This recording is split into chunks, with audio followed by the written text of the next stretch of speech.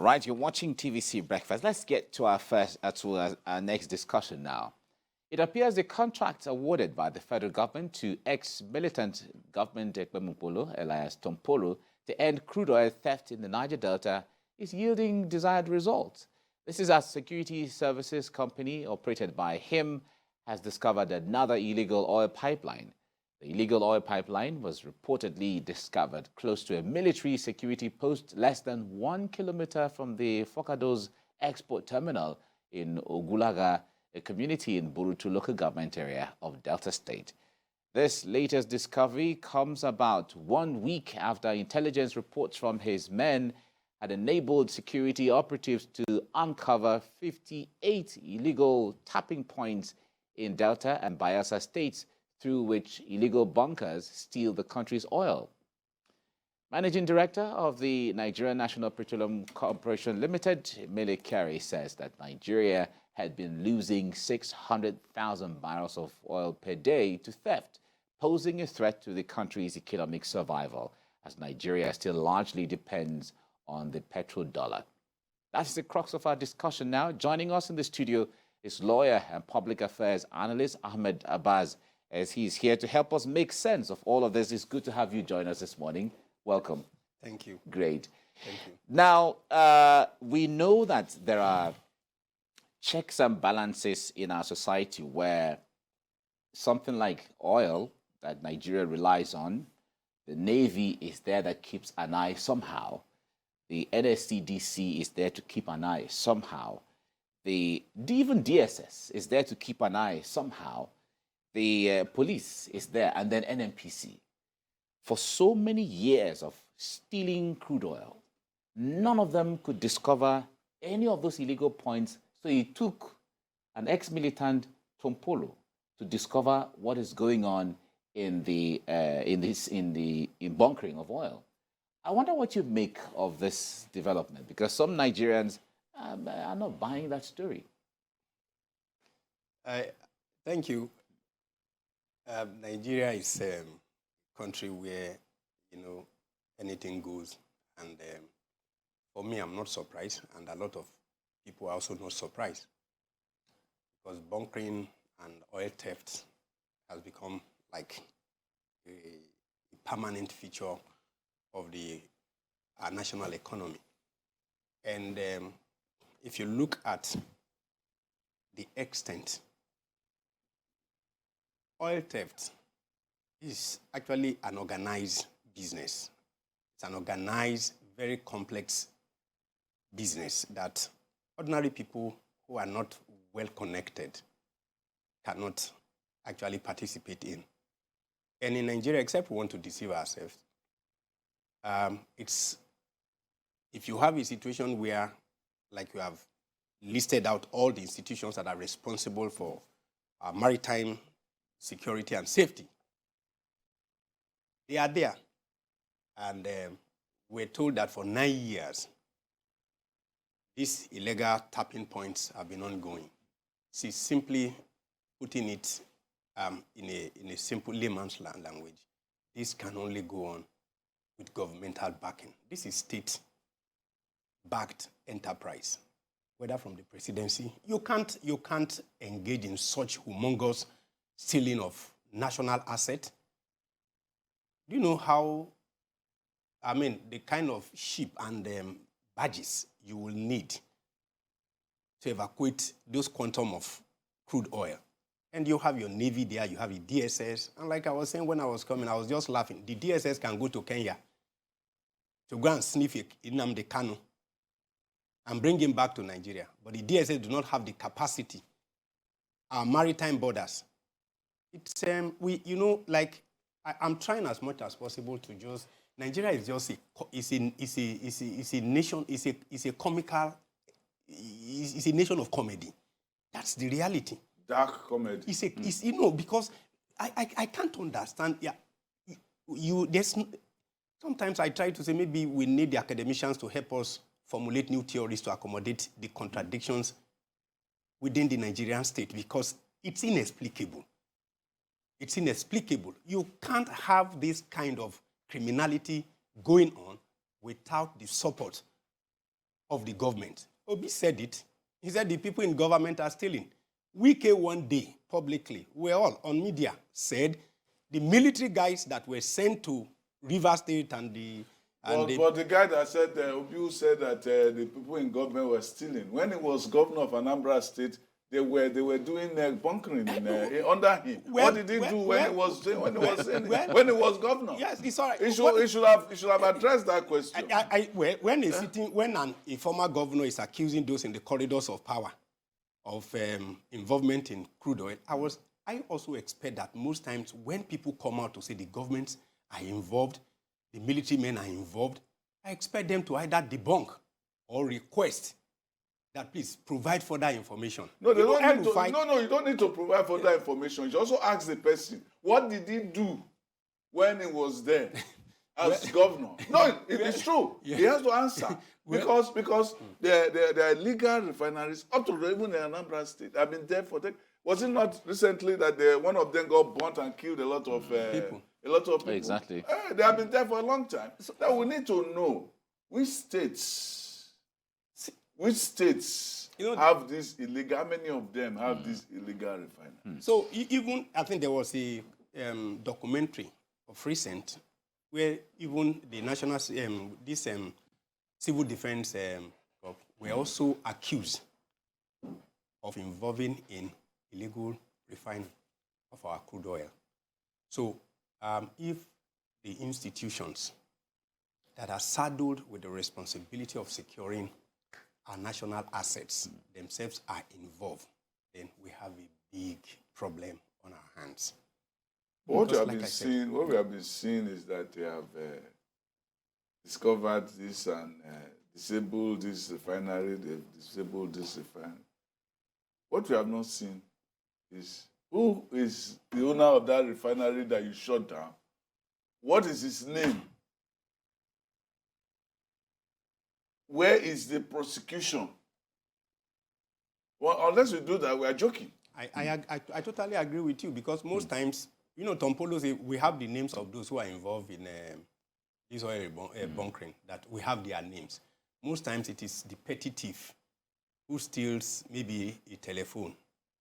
The newspaper, the media would be awash with the name of the people, but most times we are just told we have their names, we know those who are involved in this, we've never been told. And that is where we are. It's when you fail to sanction people and you fail to bring, the activities to the public domain for them to be shamed. You are simply just toying with when the Bible says when you do not sanction criminality, it becomes a rewarding enterprise for everybody to go into. That's exactly the society. And you see, most times when they blame the youth and all the rest of them, they are doing Yahoo and all the rest of them, the youths are simply just copying those in the corridors of power and the leadership. That's the honest truth. Because they see the biggest enterprise today, the most rewarding enterprise in Nigeria is for you to go into the corridors of power, go into politics. You go scot-free with anything, steal anything as much as you want to steal. And at the end of the day, you're a big boy, you're a big man in the society. You are above the law. You go with bodyguards and all the rest of them. Do whatever you want to do. So the values, except we just need somebody that would come with some kind of madness to say, look, you can't continue. A civilization doesn't collapse in a single day. When you keep compromising everything that requires, it's like the pillars of a society. The pillars of a house are the values. Ethical values. Once you keep compromising the quality of the pillars of that society, it will collapse one day. When you say we need someone who needs to come around with some level of madness, yes, put it in context so that maybe our viewers so that they don't misunderstand what that could mean. Can you explain that so that we can understand in the context that you mean? Like for example, you see when a Buhari was coming, sometimes I think he was taunted to be an anti-corruption, Trojan, yes, a Trojan that was coming to whip everybody to order, like they did in the days of, war against indiscipline and others. Because we all know that what is wrong with the society is just that there's so much impunity, lawlessness, everybody just doing whatever they like. Even at that time when he was doing his law against indiscipline, Bunkering was still going on. No, I agree. Bunkering was going on smoothly, yes. Under the military. Yes. No nation is built overnight. Even America, that is almost 200 and something years old, you still have problems. Look at the gun control issue now. They are fighting this. Big debate. It's a big debate. Big debate. You are thinking that a society that is as civilized as America should be able to sit down and say, no, this is wrong, we should be able to do. But you see the debate, the society is polarized. There are those who say, no, we have the right to own all the machine guns in the world. No, but that's a different example. No, what I'm trying to say, I'm just using it to say, look, every society will keep evolving. One day, those who want gun control may win the debate. And they'll pass a law to say, look, we need to control the kind of gun you can have access to. What I'm trying to say is that when he was coming, people had the impression they were going to fight corruption because everybody knew that the major problem in Nigeria is corruption. One governor was saying that the Western world, they are wicked in making it easy for Nigerians, middle-class guys to relocate to America, to relocate to UK, and not the rest of that. It is wickedness. I said, when you make your country, when the environment is choking creativity and innovation, and people have latent potential, they are looking for environment to give expression to their God-given talent, and you are choking everybody. No, the environment is not conducive at all. You are blaming somebody who is trying to, make life better for himself and his family. So, if we need somebody that will come, like Roosevelt, President Roosevelt, during the American economic crisis, said, call me my economic advisor. They brought his best 3 economic advisor. He said, please, what do I need to do to get America out of this recession? The economic advisor, the first one said, Your Excellency, on the one hand, you can do A. On the other hand, you can do B. He said, call me the second advisor. The second advisor came, he said, Your Excellency, on the one hand, you can do C. On the other hand, you can do D. He said, call me the third economic advisor came, he said, what do I need to get America out of this? He said, Your Excellency, on the one hand, you can do F. On the other hand, you can do G. He said, get these 200 economists out of my presence. Go look for me a 100 economist that will tell me just one thing that I need to do to get America out of the recession. You need clear-headed people in corridors of power. Who will come? You can't solve a society's problem in your 8-year term, even if you are given 100 years. Before you were born, there were problems. In your tenure, there will be problems. And after you are gone, there will still be problems in the society. You need to be so clear-headed. We've seen heads of states and governments who have been in government since the 80s. We've seen them in Zimbabwe, Cameroon, and several others. The issues are still there. They are still there. So once you are coming, don't come with the mindset of an alpha and omega. You are not God. You can't solve a society's problem. Or in your lifetime, even they give you 100 years. So what you need to do is you come with a clear sense of, look, we need to move to the next level. I just need to do this. For example, if a government comes and says, look, electricity is just one problem that we need to get to the root and find out why are we having darkness for. I'm in my 50s. I've been hearing up NEPA. Till date. For me, it's a mystery. Why we should be having that kind of problem. Somebody should be mad enough to come and say, look, I'm going to resolve this issue. The educational sector is in shambles, as I told you. How do you develop a nation when your educational sector is constantly... I went to university. I got admission in 1991. I left 1999. For a 5-year course, I ended up spending almost 8 years in the university. And it's like a recurring... It's a permanent feature of our life that you can be sure that within 1 year or 2 years, you will definitely have ASU strike that will last 3 months, 4 months, and 5 months. Somebody should be mad enough to say, look, this can't continue. This is not rocket science. If we don't have, let's borrow ideas from other clients and solve problems. So we need people that will come and say, look, I can't solve all your problems, but I'm going to take one. I will leave a legacy. I want to leave a precedent that when I solve that problem, it becomes a benchmark to say, look, governing a nation is actually not rocket science. Like we use, it's not rocket science at all. The first thing, we just need very sincere people who will come with a hand that is clean. Because when we talk about corruption, once a governor or a president comes and he doesn't have his hands soiled, and he has the strength of character, because one of the challenges we have is the political will. to do what is right. There's nothing absolutely wrong with this nation. It's just that we've not had the people that that have the political will to look at everybody and say, please, toe the line. When you have such people, it's just like the CEO of an organization. If you preside over an organization and you are the one that is compromising everything, be rest assured your subordinates will do more. But if everybody knows the CEO shows up 7:30, 8 o'clock in his office, you can be sure that everybody will sit uptight. What is going on is a hemorrhage. What is going on with this illegal pipeline disaster is a hemorrhage of Nigerian wealth.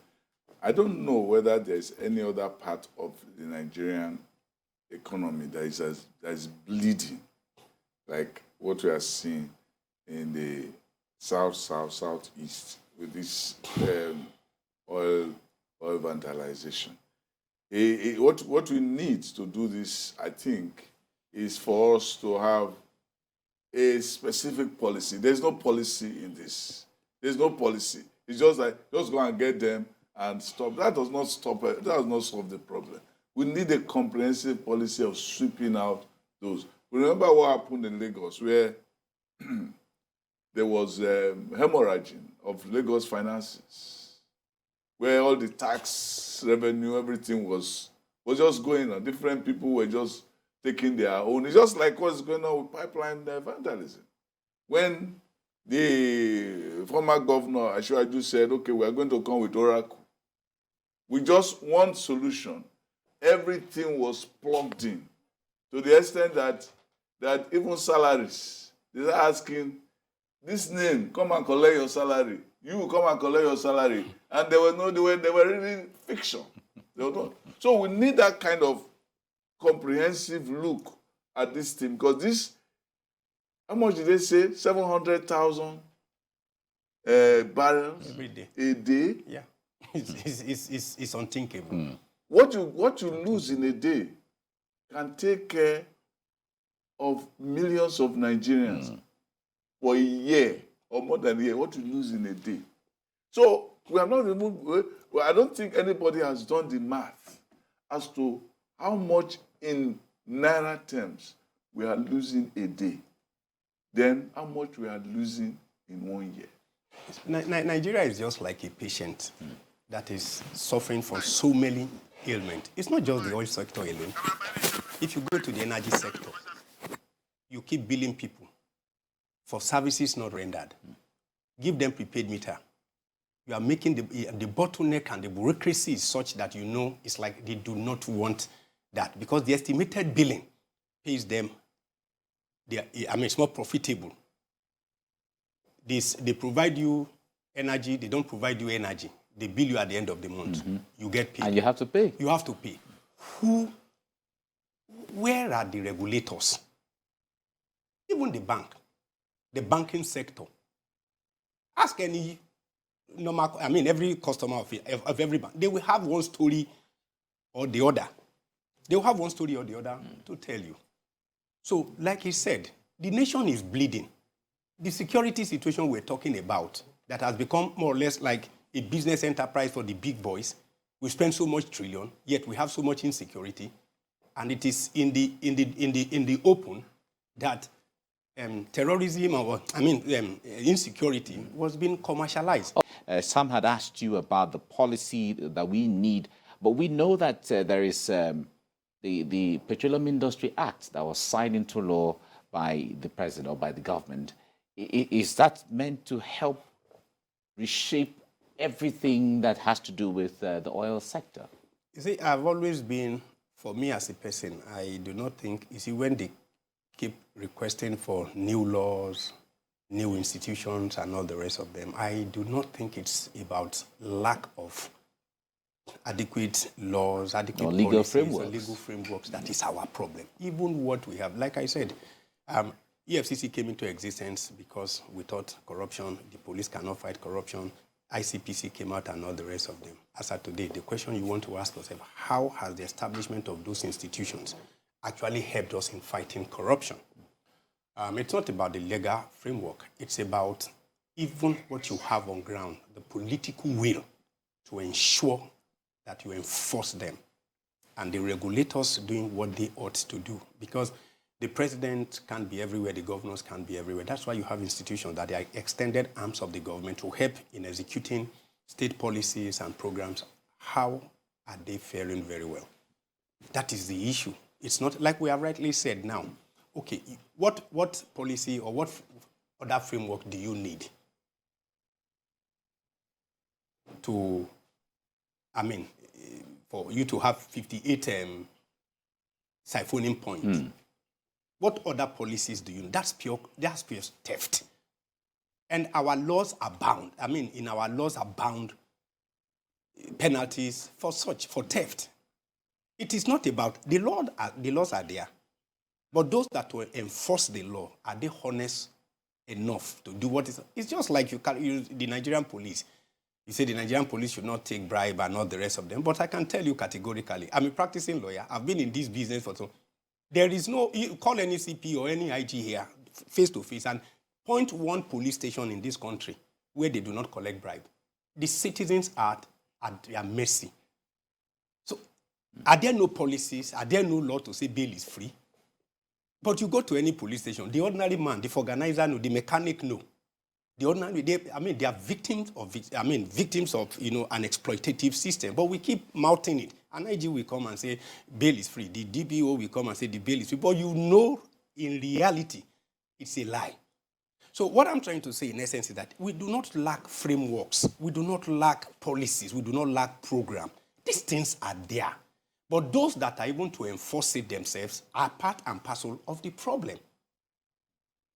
Well, the challenge we have over the years, I've seen that you see, when Nuhu Ribadu came, he was made EFCC chairman and all the rest of them. He came with so much passion, so much zeal and all the rest of them. You see how the system scuttled his attempt to fight, to the extent that they even tracked him to a classroom and almost abducted him because he stepped on the toes of some people that were supposed to be investigated who found themselves into the corridors of power. That is the challenge we are having, because for those institutions themselves to even work efficiently, you need strong men to infuse life and value, ethical values into them over a prolonged period of time. So having built the culture of excellence, when an outgoing performing CEO of an agency is going out, the government that is sincere will look at him and say, can you give us somebody that can replicate what you have done over the past 4 years? And of course, he knows his subordinates that have been cultured enough. And we promote them. So when those institutions have been run and cultured to such an extent, it becomes very difficult. You know, I love Sanusi, the former emir of Kano. I love the courage of the man. You know, he was in CBN. Of course, some people might say I don't like, but I like his ability to speak the way it ought to be. That we can't be afraid of the president or anybody and not see when they are wrong. We should be able to tell them. It is people that are that are scared of losing their jobs. He wasn't scared. He was an emir. He knew whatever he was saying was not too popular in the north. And he said it several times, that I'm not bothered even if I'm removed today. But we must speak the truth, because like Martin Luther King Jr. said, it is not where you actually stand in times of difficulties. The true measure of a man is the ability to speak the truth to the powers, even when it is going to be very, very uncomfortable. Well, in an age of drones, in an age of satellite technology, do we need to give somebody an assignment to go and find out where the things are, where the illegal refineries are? Can't you just have a command center where you can monitor everything, and then everything is mapped out, and then you go about and just say, okay, we see one there, knock it out. We see one there, knock it out. Why do we need the Tompolo now? It's intentional. Because when you do away with human interface in any system,